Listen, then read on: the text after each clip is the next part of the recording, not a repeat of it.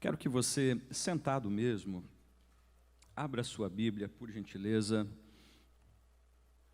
Evangelho, segundo escreveu Marcos. Evangelho, segundo escreveu Marcos, capítulo 9. Estaremos lendo apenas o versículo 35. Enquanto você folheia a sua Bíblia procurando esse texto, eu já quero deixar aqui uma indicação.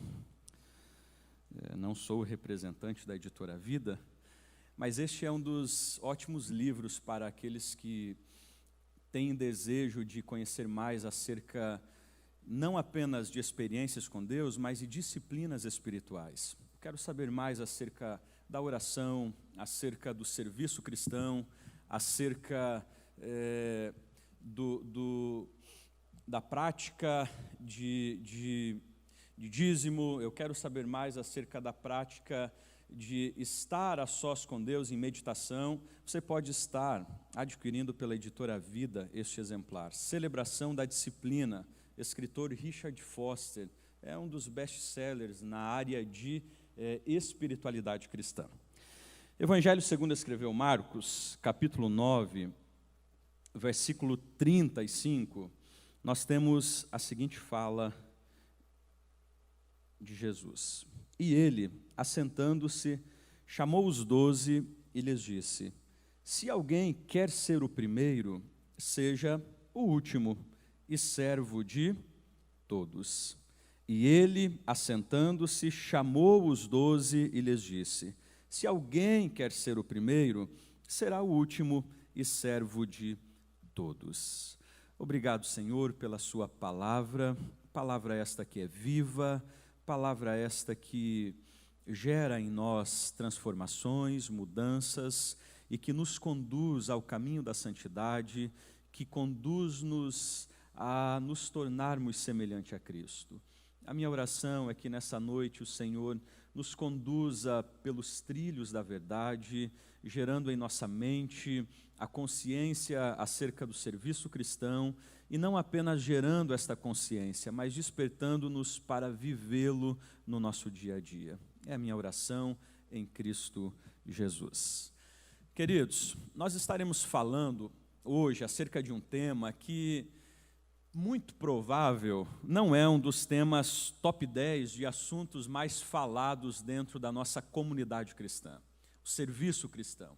Nós estaremos abordando no decorrer do tempo que nós temos hoje, acerca justamente desta temática, que também não é uma temática que enche os olhos nas conferências, nos seminários, e em alguns outros eventos que são realizados ao longo do ano em inúmeras instituições. São poucas as pessoas que talvez você encontrará e que dirão o seguinte: olha, eu quero te convidar para ir a uma cidade tal, a gente vai estar investindo mais ou menos 600 a R$1.000 entre passagens, hospedagens, inscrição, para uma temática fantástica. E aí você provavelmente perguntaria: temática sobre o quê? Sobre a igreja do futuro? Não. Temática sobre o quê? Sobre o líder extraordinário? Também não. Nós estaremos indo para uma temática acerca do serviço cristão. Serviço cristão? Se fosse uma temática um pouco mais chamativa, até que valeria a pena estar investindo. O grande problema, queridos, é que esta temática, este princípio de vida chamado serviço cristão, ele não é simplesmente uma temática que deve ser discutida entre a liderança. Pelo contrário, é uma temática que traz e lança fundamentos e base para o nosso cristianismo. Nós vamos perceber nessa noite, à luz de textos, principalmente dos evangelhos, que a vida de Cristo Jesus foi justamente uma vida totalmente embasada no serviço ao próximo, no serviço que alcança vidas, que gera transformações, que gera mudanças, que gera instigações para processos novos. Eu acho assim fantástico a frase de Bernardo de Claraval, quando ele vai dizer o seguinte: se você deseja prestar o serviço cristão, logo você não precisa de um cetro, mas de uma enxada. Richard Foster, dentro deste livro, Celebração da Disciplina, ele vai dizer o seguinte: assim como a cruz é o símbolo da submissão, a toalha é o símbolo do serviço cristão. É muito comum, queridos, é muito comum dentro dos nossos círculos evangélicos, nós entendermos que o serviço cristão, ele é exclusivamente para aqueles que são, de certa forma, pagos pela igreja. Ou seja, o pastor está ali porque ele tem a responsabilidade de pastorear, ele tem um salário a receber, e desta forma a responsabilidade de trabalho recai sobre os seus ombros. Há esse entendimento de que o serviço a ser desempenhado, ele também recai sobre a liderança. Nós temos um líder de louvor e ele é responsável pelo tal. Nós temos alguém que é responsável pela recepção, pela acomodação da igreja, e logo estas pessoas são responsáveis por tais serviços. E eu apenas venho na igreja cultuar ao Senhor, adorá-lo, mas esses serviços já são específicos de pessoas. E eu quero pensar contigo, caminhar ao longo de alguns textos, e nós não vamos nos demorar muito, mas pensar justamente sobre alguns aspectos relacionados à vida cristã. Alguns aspectos que são pontuais, que são cruciais para nós entendermos melhor acerca desta temática chamada serviço cristão. E o primeiro aspecto que eu destaco é justamente o serviço cristão não é um meio para a autopromoção. Texto de Mateus, capítulo 16, e o verso 1, diz assim, ó: aproximando-se os fariseus e os saduceus, tentando-o, pediram-lhe que lhe mostrasse um sinal, vindo do céu.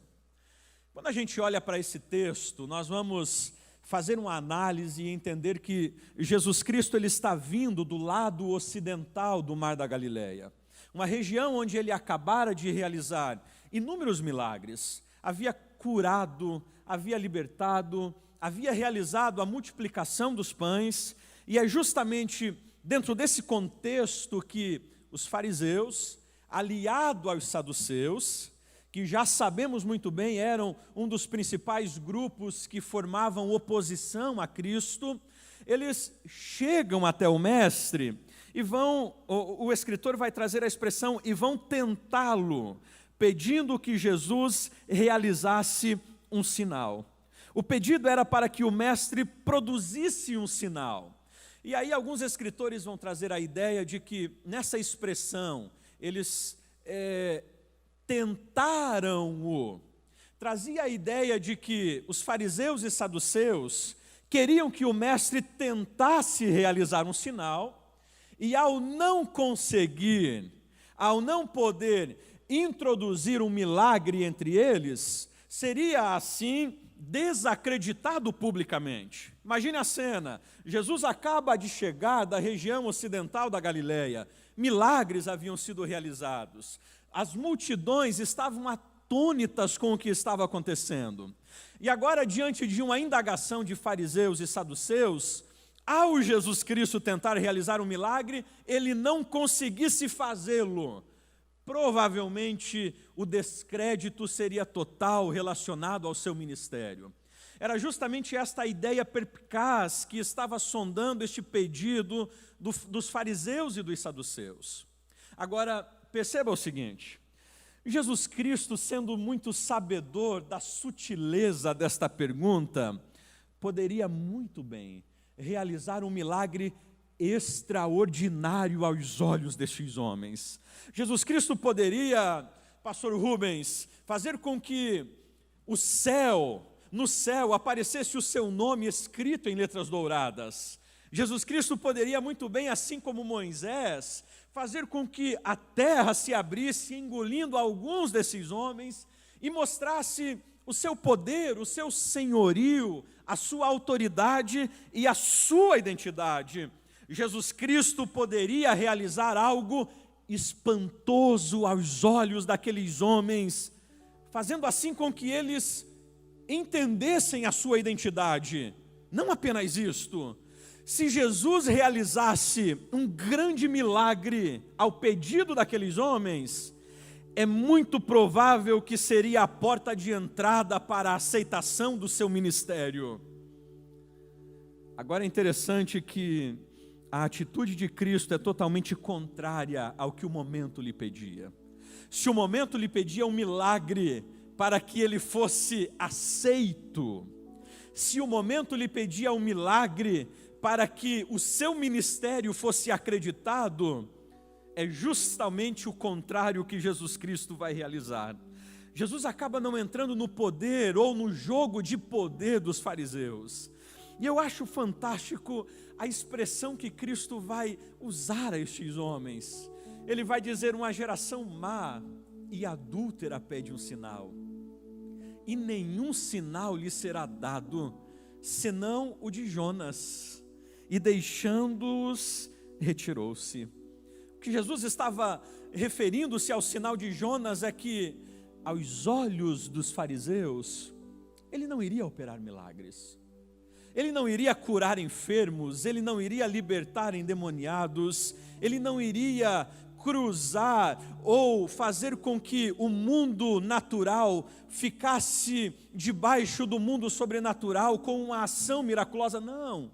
O que Jesus Cristo estava declarando aos fariseus é que o sinal que eles veriam, na verdade, seria um sinal de fraqueza de Cristo na cruz e posterior ressuscitando, o sinal de Jonas. O que Jesus está declarando aos fariseus é que o seu reconhecimento ministerial não se daria no poder, mas na fraqueza da cruz do Calvário. E a grande verdade que Cristo vai exemplificar a estes homens é que o serviço cristão não deve ser usado como meio para a afirmação pública ou promoção ministerial. Jesus poderia muito bem, ao realizar um milagre maravilhoso, ser aceito, aplaudido e reverenciado por aqueles que ali estavam. Mas ele vai deixar-nos o exemplo de que o serviço cristão não é um meio, o serviço cristão não é um caminho que deve ser usado para autopromoção ou simplesmente para afirmação pública. Uma das grandes tentações que a grande maioria dos cristãos acabam vivendo na atualidade é justamente a de usarem os seus talentos, os seus dons, os seus ministérios como meios para a autopromoção ou para a afirmação pública. Queridos, quantos que acabam usando o dom que Deus lhe concedeu como um servo, ou melhor, como um marqueteiro da sua imagem, para que a partir daquilo que ele faz, daquilo que ele exemplifica, daquilo que ele usa e que na verdade foi recebido de forma graciosa de Deus, ele consegue expor nas redes sociais, no seu Instagram, no seu Facebook, ele consegue exemplificar e usar os dons como um meio, não apenas para a sua autopromoção, mas para a promoção no meio eclesiástico. E o que Jesus Cristo está nos ensinando é que a filosofia maquiavélica não deve ser um meio usado como serviço cristão. Os fins não justificam os meios. Pastor, eu vou aceitar esse cargo de vice-líder do ministério tal, porque na verdade o meu desejo é assumir a liderança daqui a algum tempo. Eu vou aceitar pastorear esta igreja pequena, com apenas 5 membros, porque o meu desejo é daqui a alguns anos eu estar pastoreando uma sede de setor. Perceba, quando eu acabo usando aquilo que Deus me concedeu, os dons, os talentos, o ministério que foi conferido a mim, como um meio para uma promoção eclesiástica, para uma autopromoção, eu na verdade estou fazendo justamente uso desta filosofia maquiavélica.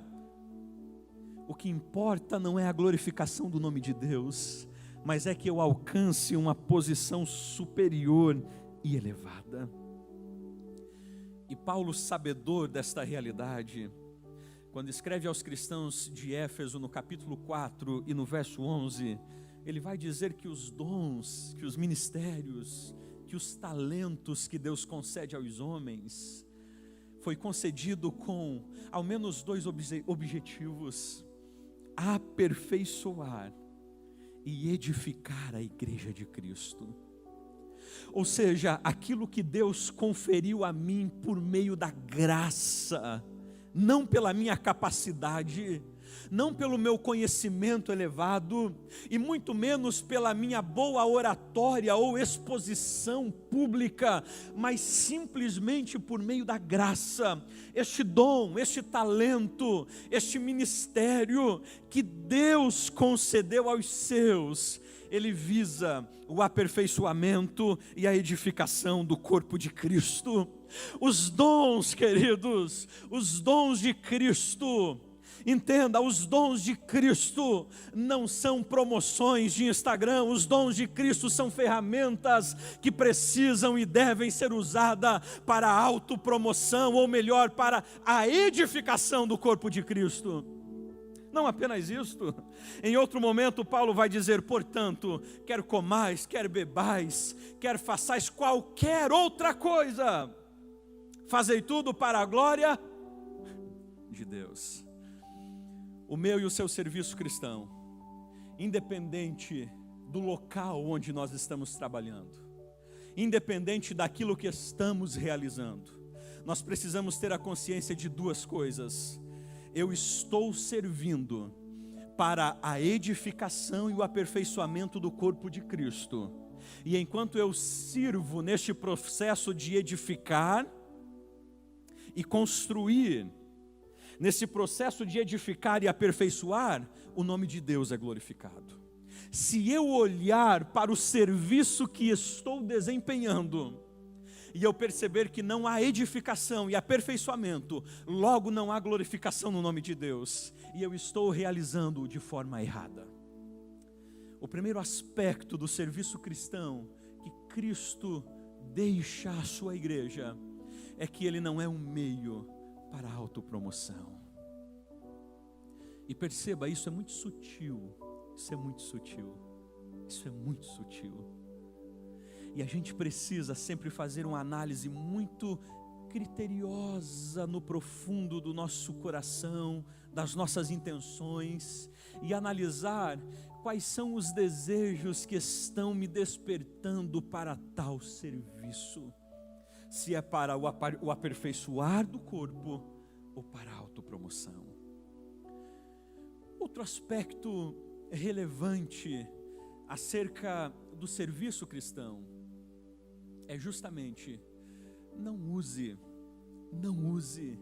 a posição para ser servido, mas para servir. É interessante quando nós vamos fazer a leitura de Marcos 10, 35 ao 44, o escritor vai narrar que então se aproximaram dele, de quem? De Cristo, Tiago e João, lembrando que eram dois dos que faziam parte do círculo íntimo de Cristo, filhos de Zebedeu, dizendo-lhe: mestre, queremos que nos concedas o que te vamos pedir. E ele lhes perguntou: que quereis que vos faça? Responderam-lhe: permite-nos que na tua glória nos assentemos um à tua direita e outro à tua esquerda.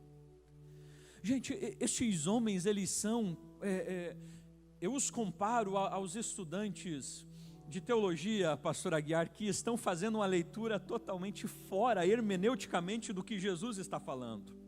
Quando você vai olhar os versículos 33, 34, deste mesmo capítulo, você vai perceber que Jesus Cristo está falando acerca da sua via cruz. Jesus está falando acerca da sua morte, acerca do momento em que ele será traído, será entregue, será cuspido, esbofeteado, zombado, será levado à cruz, será morto. Jesus está falando acerca da sua paixão. E é justamente nesse contexto que estes homens chegam para ele e dizem: mestre, a gente quer fazer um pedido para você.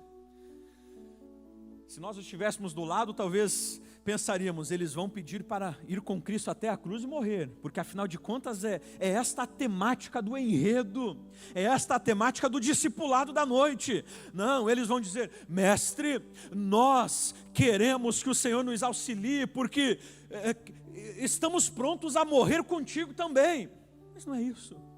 A pergunta destes homens é justamente uma pergunta que está revelando um embebedamento pelo poder terreno.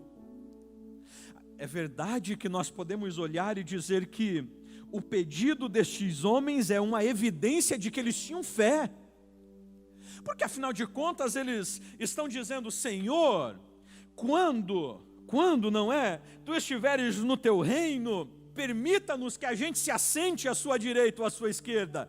Eles acreditavam que Jesus Cristo implantaria o seu reino e governaria. Veja, é uma oração com fé. Só que a gente precisa entender o seguinte: nem sempre as orações com fé evidenciam o desejo de servir, mas sim de ser servido. Nem sempre as orações com fé evidenciam um real desejo de servir ao Senhor, mas sim de ser servido. Eu ainda lembro, no período de seminário, uma das orações assim mais cômicas que eu já ouvi em toda a minha vida. Um seminarista ao lado, seminarista normalmente são meio doido, e ele orando e dizendo: Deus, me conceda um jatinho, porque eu quero fazer a sua obra. Uau! Só falta ele pedir para ir para Dubai como missionário. São orações com fé que na verdade expressam não o desejo de servir, mas de ser servido. Estes homens, eles acreditavam que Jesus implantaria o seu reino, eles acreditavam que Jesus instituiria o seu poder e a sua glória, e eles talvez até já estavam vendo no reino de Cristo os servos ali servindo, os altos oficiais. E Tiago e João não poderiam ficar de fora, eles precisavam estar um à direita e outro à esquerda de Cristo. O que este pedido evidencia nada mais é do que uma ambição pecaminosa pelo poder terreno. O pastor Hernandes Dias Lopes vai dizer que este texto, este pedido dos discípulos nada mais é do que a expressão da marcha triunfalista pelo poder terreno.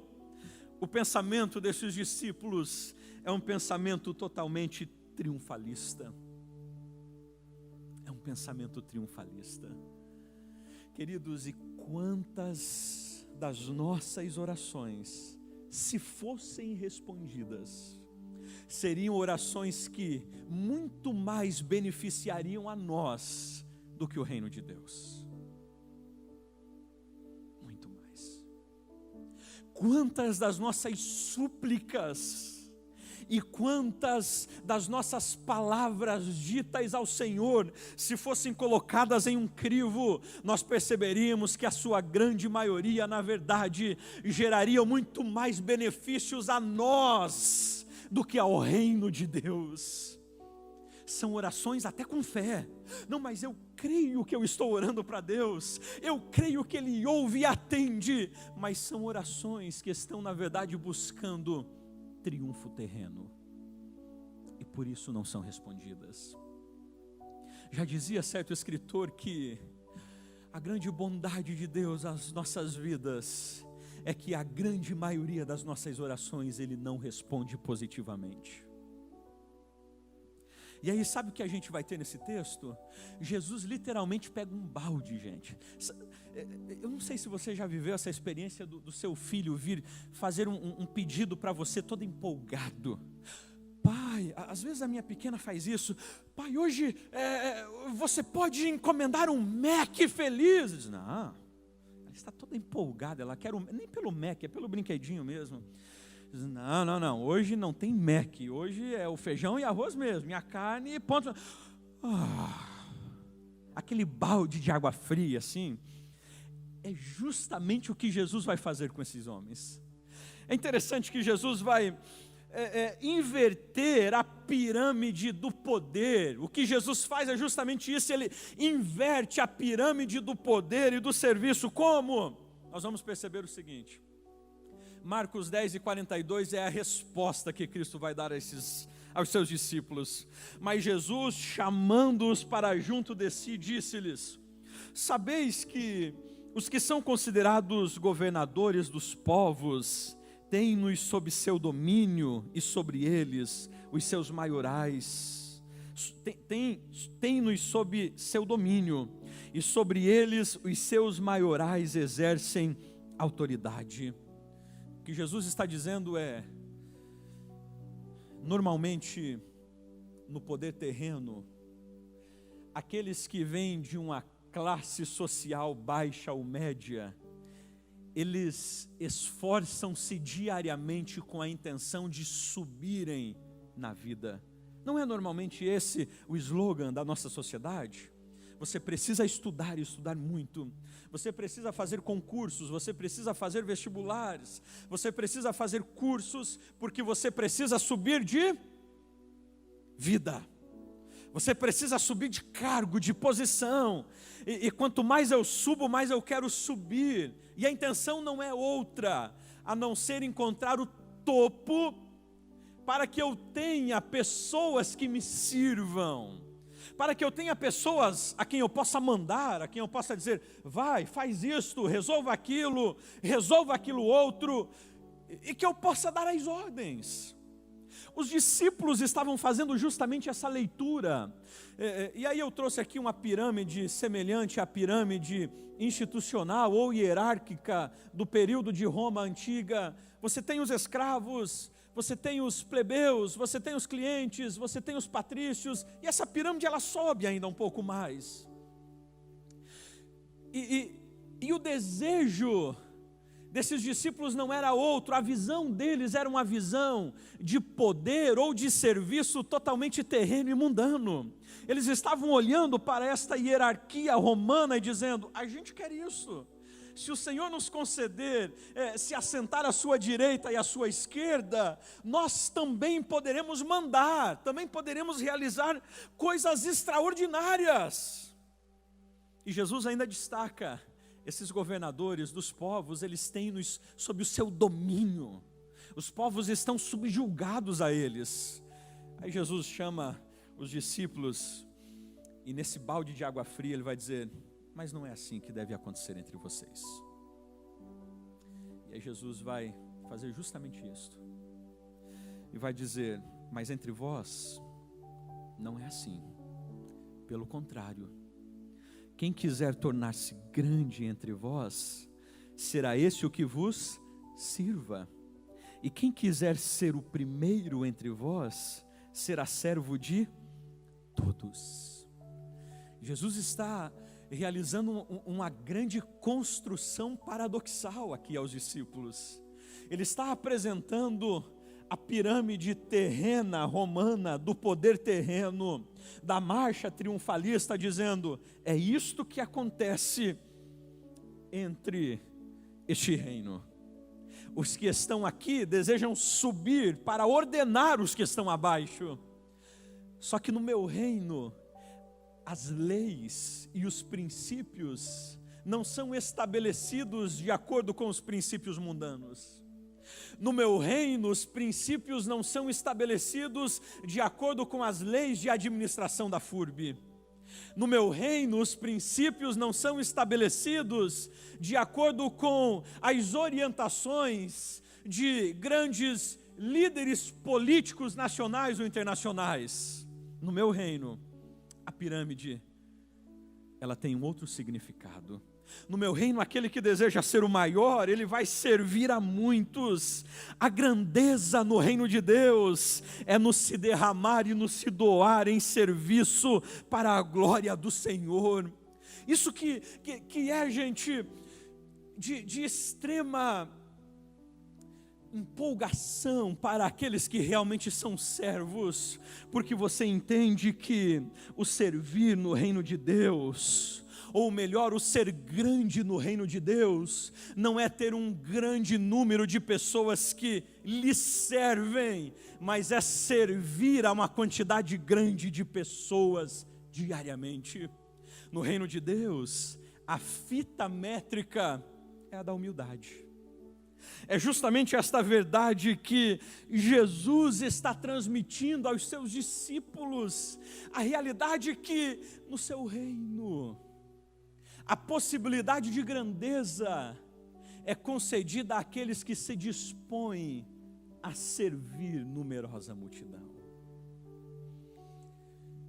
Aqui eu chamo a sua atenção para uma questão que muitas vezes é mal entendida dentro do nosso meio. Nós temos a cada certo tempo o que chamamos de ordenação de obreiros. Quantos auxiliares nós temos aqui? Levante a mão, por gentileza. Quantos diáconos? Quantos presbíteros? Quantos evangelistas? Quantos pastores?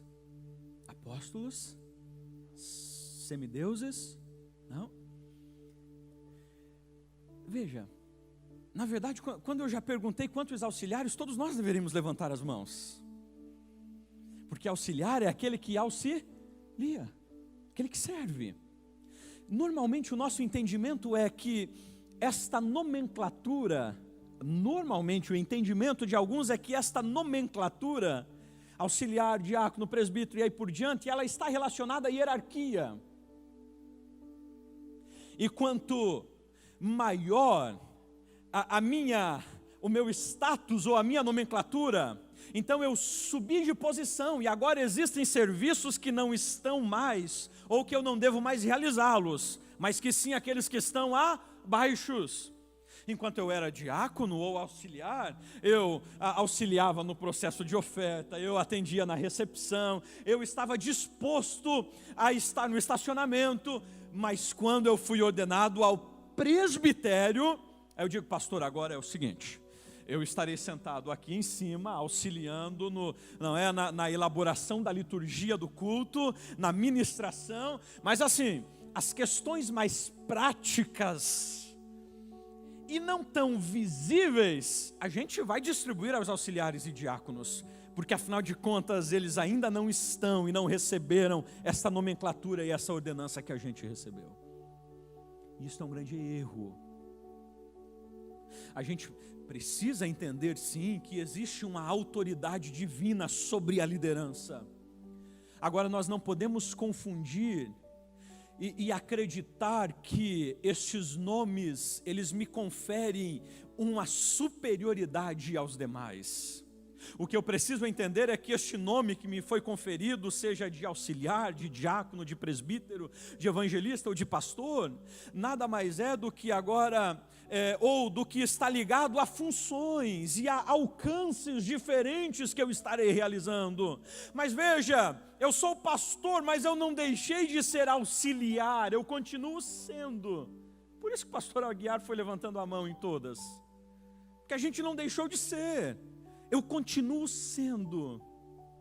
Eu lembro-me, eu já falei, eu acho que em uma escola dominical isso, há uns anos atrás, nós estávamos pastoreando uma igreja e após uma ordenação de obreiros, após algumas semanas, nós estávamos em um culto e havia uma porta ao lado, e essa porta estava aberta, e estávamos no desenrolar da liturgia do culto, e o vento começou a soprar e aquela porta batia.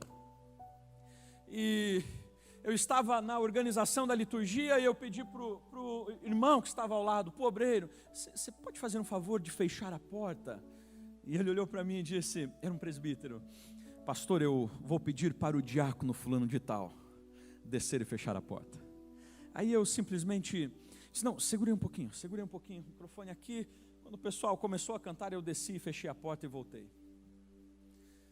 Esse homem tinha um entendimento de que porque agora ele foi a presbítero, estas ações não eram mais de responsabilidade dele, mas do diácono. E Jesus Cristo, ao olhar para os seus discípulos, ele vai justamente dizer: ei, no meu reino não funciona dessa forma. No meu reino a pirâmide ela é invertida. Se você deseja ser grande, você vai se disponibilizar a servir muitos. No meu reino, aquele que é grande não é contabilizado por quantas pessoas lhe servem, mas sim por quantas pessoas ele se dispõe a servir. No meu reino, a fita métrica é justamente a fita métrica da humildade. Há um outro aspecto aqui do serviço cristão, quando a gente vai entender o seguinte, que servir não é uma ação isolada, antes é um estado de vida. Servir não é uma ação isolada, servir é um estado de vida. E aí veja o seguinte, então Pedro lhe disse: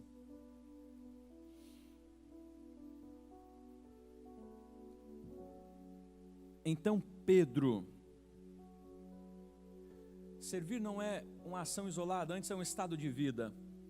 Tende em vós o mesmo sentimento que houve também em Cristo Jesus. Pois ele, subsistindo em forma de Deus, não julgou como usurpação o ser igual a Deus. Antes, a si mesmo se esvaziou, assumindo a forma de servo, tornando-se em semelhança de homens. A gente sabe que esse texto, ele é um texto que pastor Aguiar ama de discutir com os alunos sobre a kenosis, sobre o esvaziamento de Cristo, esvaziou, não esvaziou, esvaziou do que não, e aí por diante. A ideia que eu quero subtrair aqui não é especificamente do esvaziamento, mas é da expressão que Paulo vai associar no processo do esvaziamento, assumindo a forma de servo. Ele não apenas esvaziou-se, e ele não apenas tornou-se em semelhança a homens, mas ele assumiu a forma de servo. Pastor, o que isso significa? Uma coisa é eu ser um servo em apenas algumas ocasiões e períodos. Outra coisa bem diferente é eu assumir a forma de servo. E aí nós vamos perceber o quê? Quando olhamos para a vida de Cristo, Jesus não foi o homem que realizou apenas alguns serviços esporádicos no decorrer do seu ministério. Jesus não era um homem que realizava serviço apenas de 4 horas por dia. Jesus não era um homem que realizava serviços de apenas 6 horas ou 8 horas, ou de tempo integral no quesito de 8 horas e meias por dia, não. Jesus Cristo não foi o homem que, após realizar alguns milagres, quando a multidão lhe procurava, ele dizia: não, agora não vou atender ninguém. Voltem amanhã. Inclusive, em alguns momentos, Marcos narra, capítulo 6, verso 36, que Jesus Cristo, depois de um longo dia exausto de ensinar, de curar, de ministrar, de libertar, ele diz para os seus discípulos: vamos para o outro lado, vamos descansar um pouco, estou exausto. E quando eles chegam no local de descanso, a multidão já havia descoberto para onde ele estava indo e já estavam lá. E ele chega cansado. E os textos sempre vão narrar essa expressão: e olhando para a multidão, movido de íntima compaixão, curava, libertava e ensinava. Pastor Aguiar provavelmente já viveu isso há muito tempo. Quantas vezes, pastoreando igreja, você de manhã leciona uma escola bíblica em um domingo, à tarde você vai levar Santa Ceia a alguns irmãos, à noite você prega, sabe quando chega 9:30, 10 horas, aí você atende, fica na porta ainda, atendendo um, outro, e 10:30 você vai para casa. Você está exausto, exausto, exausto.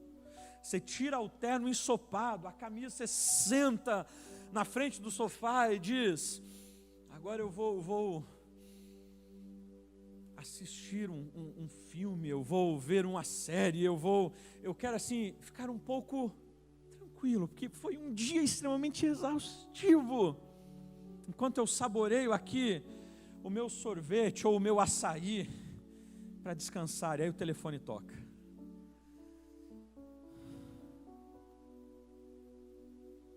Você tem a infelicidade de atender. E é o irmão dizendo: pastor, fulano morreu.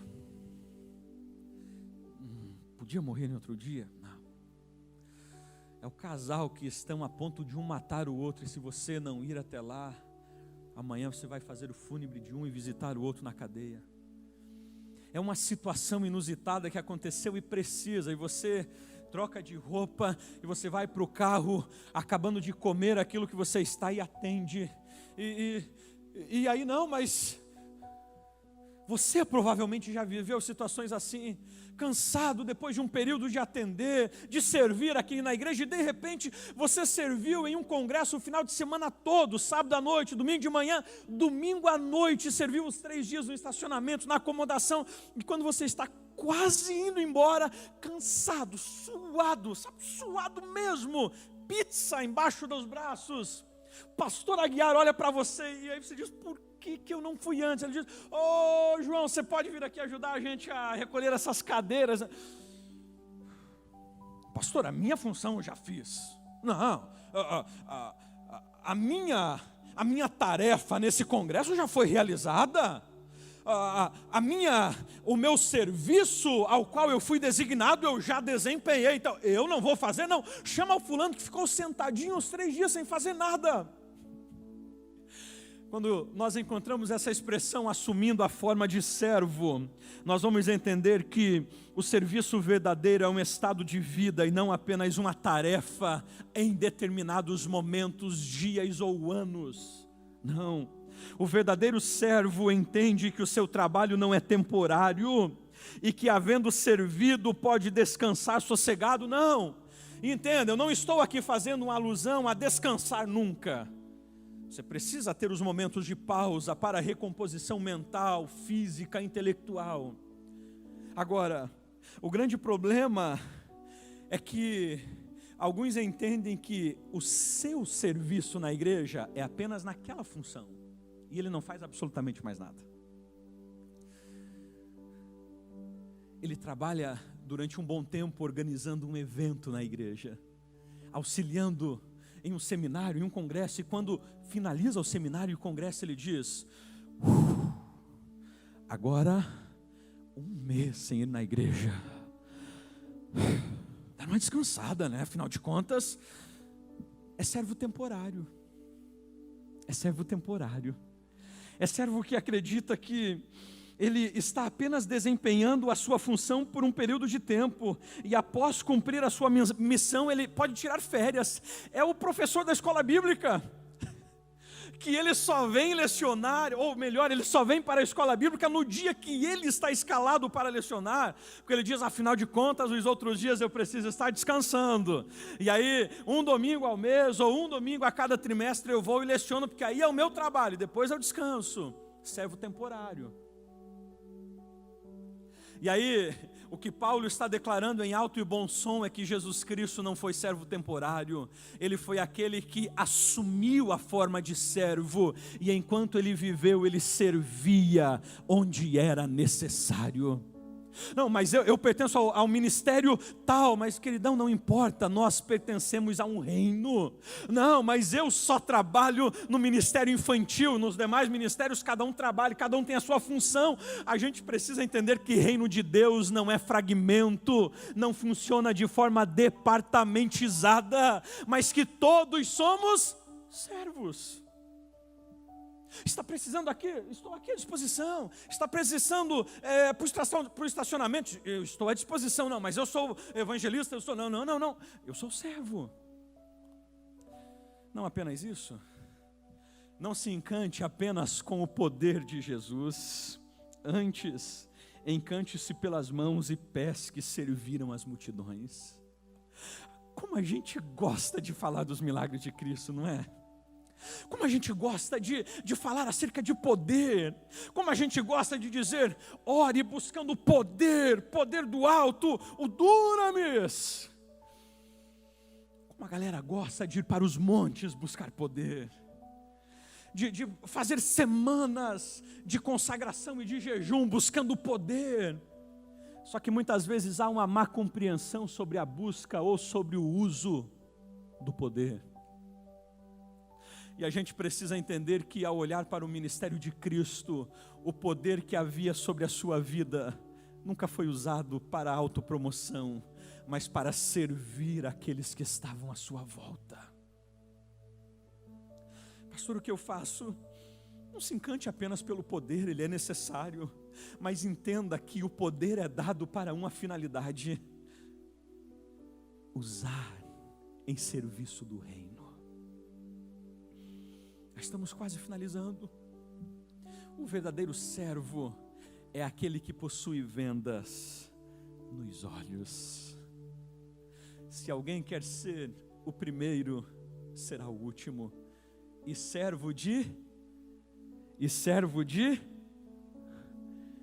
todos. Sabe o que é isso? Vamos fazer uma sondagem no nosso coração. Tempo atrás eu fiz essa sondagem e eu percebi que nos meus olhos não haviam vendas, mas haviam crivos. Haviam crivos. O servo verdadeiro é aquele que ele não se preocupa a quem ele está servindo, mas sim que sirva com excelência para a glória de Deus. Se pastor Nilton está aqui pregando, e não há ninguém no púlpito, de repente ele diz, irmãos, eu preciso de um copo de água, alguém, talvez a gente teria briga ao sair naquela porta para buscar o copo de água ao nosso presidente.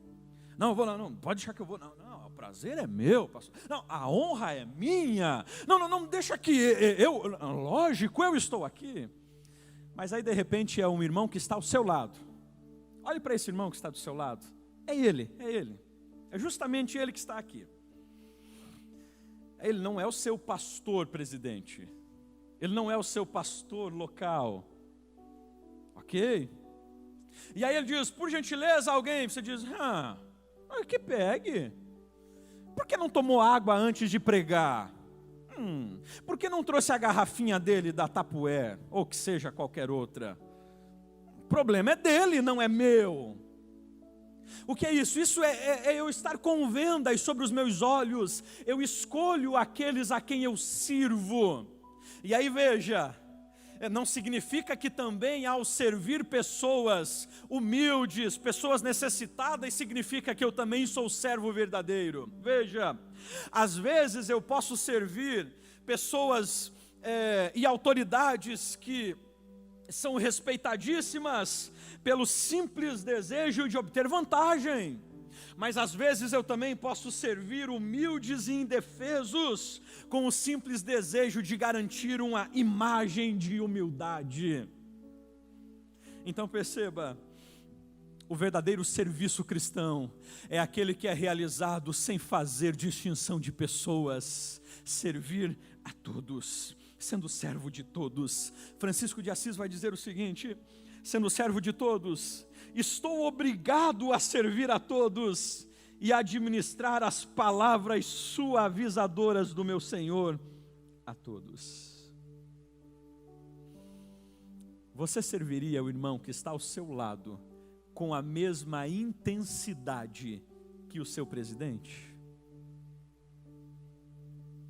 Você auxiliaria no estacionamento da igreja o irmão que chegou, nada contra, mas que chegou com um Fusca pingando óleo?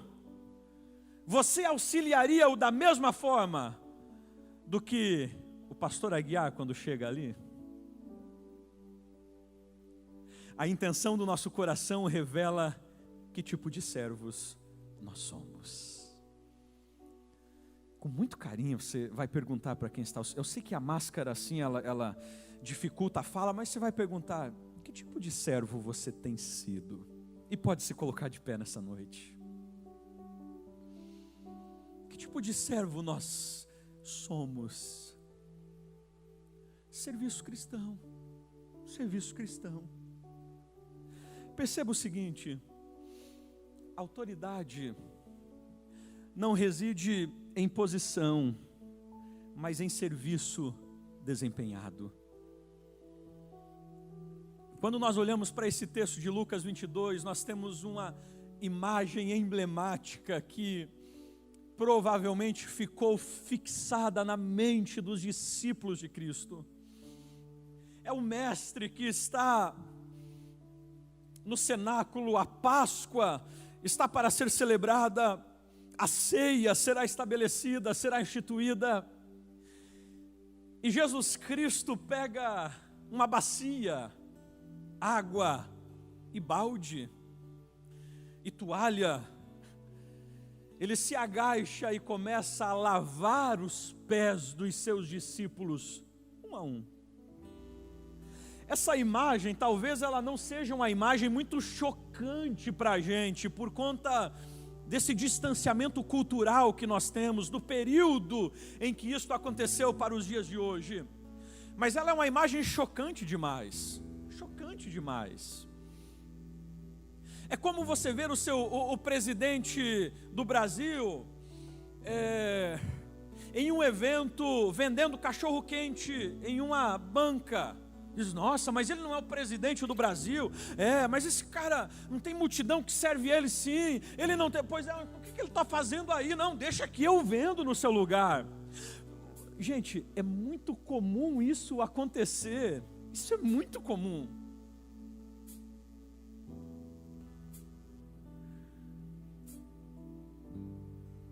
Aí perceba, Jesus começa a lavar os pés dos discípulos. Ele está ensinando a eles que o verdadeiro servo é aquele que serve a todos sem olhar a quem. Quando chega em Pedro vai exemplificar a ideia dos demais discípulos quando ele diz: não, Senhor, os meus pés não. O que Pedro está dizendo não é outra coisa senão nas sutilezas das palavras: se eu fosse o mestre, eu não lavaria os pés dos meus discípulos. Pelo contrário, eles lavariam os meus pés. Pedro não está dizendo: não, Senhor, não lava os meus pés porque tinha frieira, como alguns querem romantizar e deixar cômico essa passagem. Não, gente, isso não era o problema. O problema é que Pedro tinha esse entendimento: o Senhor é líder, e como líder o Senhor não pode fazer isto. É quando, por exemplo, o meu presidente está ali na recepção, recebendo os irmãos, e eu chego e digo para ele: pastor, não, pode subir, deixa que eu fico aqui. Isso aqui não é trabalho para o Senhor. Que isso? Como assim? E aí Jesus olha para Pedro e diz: Pedrão, se você não se enquadrar aos meus princípios do reino, você não pode inserir-se dentro dele. E aí Pedro entende a sacada do mestre e diz: Senhor, então não apenas os pés, mas me lave por completo. O que a gente precisa entender, queridos, é que a autoridade não reside em posição, mas em serviço desempenhado.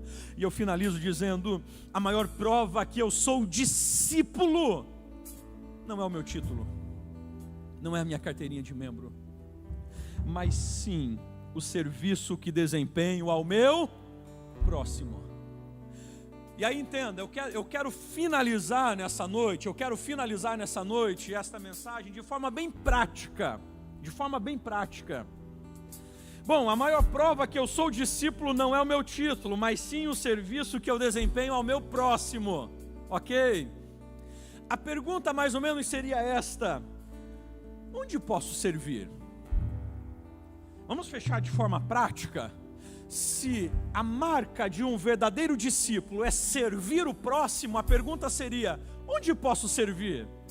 E aí talvez alguns já aguçariam a mente dizendo: opa, eu posso servir aqui na igreja. E de fato você pode servir aqui. Você pode procurar a liderança e dizer: olha, eu estou disposto a servir onde houver necessidade. E com certeza, não é, pastor Aguiar? Tem lugar de sobra. Tem gente. No reino de Deus não chegou ainda e não chegará o momento em que Cristo dirá: olha, vem amanhã, porque hoje a vaga completou. Lembra do senhor da vinha, que levanta às 6 da manhã, às 9, ao meio-dia, às 3 da tarde, às 5 horas ele vai à praça contratar trabalhadores para a sua vinha, porque há necessidade, há lugares para ser trabalhado. Então, claro, eu e você podemos trabalhar aqui, independente do lugar ou do local, podemos servir aqui. Pastor, não, aqui a gente pode servir na sociedade, é lógico, principalmente agora. Você pode auxiliar aquela senhorinha que não pode ir ao mercado a fazer a compra dela. Você pode auxiliar de inúmeras formas. Pode auxiliar na escola do seu filho com a pintura, com uma palestra para os professores. E aí a gente pensa, então tá bom demais. Mas eu quero te desafiar a iniciar sendo servo na sua casa. Muitos homens são ótimos servos na igreja e na comunidade, e são péssimos servos nas suas casas. Te desafio a iniciar servindo, lavando a louça,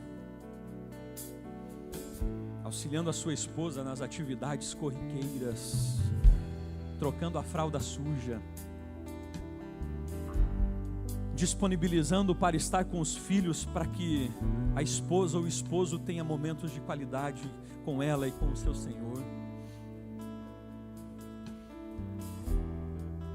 A frase comum de um dos mosteiros, não é? Em cima da pia de um dos mosteiros, a frase comum era esta: existem pessoas que querem mudar o mundo, mas não querem lavar uma louça. Seja servo, iniciando dentro da sua casa. Feche seus olhos, e antes de nós orarmos, com os olhos fechados, eu quero que você pense em ações que você pode começar a desempenhar, porque afinal, nós somos servos. Nós somos servos. O serviço cristão, queridos, ele guarda o nosso coração da soberba e da arrogância. O serviço cristão, ele me mantém numa posição de humildade. O dia que eu sentir que as minhas mãos e os meus pés não podem mais tocar em um determinado serviço e em uma determinada área, então isto é uma grande prova de que provavelmente o meu coração está sendo ensopado pela arrogância e pelo orgulho. Cristo estava prestes a cumprir o seu maior ato e o maior êxito do seu ministério, mas mesmo assim ele se dispôs a dobrar-se, a lavar os pés dos seus discípulos em uma atitude de humildade e de serviço. Que eu e você tenhamos o mesmo Espírito que houve em Cristo Jesus. Senhor, nós nos colocamos diante de Ti nessa noite, e nós entendemos, Pai, que somos servos uns dos outros, e somos escravos Seus. E a minha oração, Senhor, é que o Teu Espírito nos ajude diariamente a compreender que fomos chamados para servir, e que ao servir nós glorificamos o Seu nome. Que a finalidade do serviço, que a finalidade dos dons, dos talentos, do ministério que o Senhor concedeu a nós não é outra a não ser a edificação, o aprimoramento da sua igreja, e isto vai redundar em glorificação ao Seu nome. Nos ajude, Senhor, a compreender que não há serviço no qual as nossas mãos não possam tocar, que não há locais onde os nossos pés não possam ir para auxiliar os outros. Ajuda-nos, Senhor, a perceber que eu posso servir não apenas aqueles que estão distantes, não, mas aqueles que estão próximos a mim. Ajuda-nos, Senhor, ajuda-nos, auxilia-nos a ter o mesmo Espírito que houve em Cristo Jesus.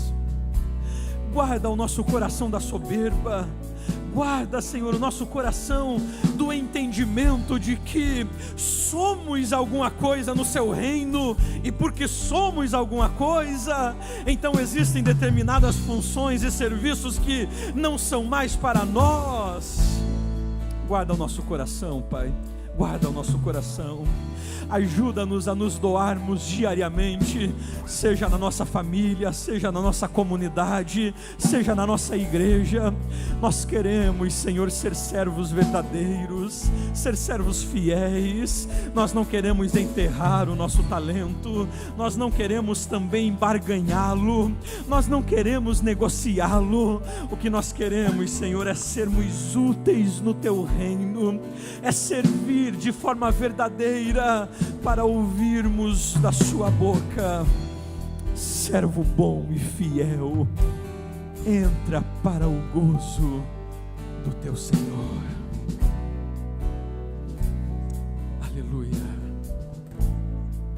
aleluia.